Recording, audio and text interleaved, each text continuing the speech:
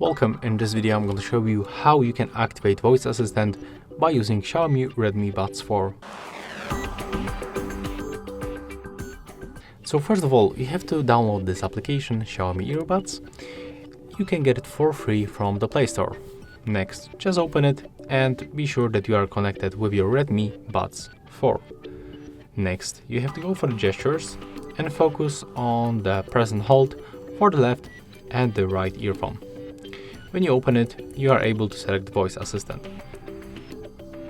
If you pick it for the left or right, just stay with this one. You don't need to do this for the both. And we set it up for the left, so take a look.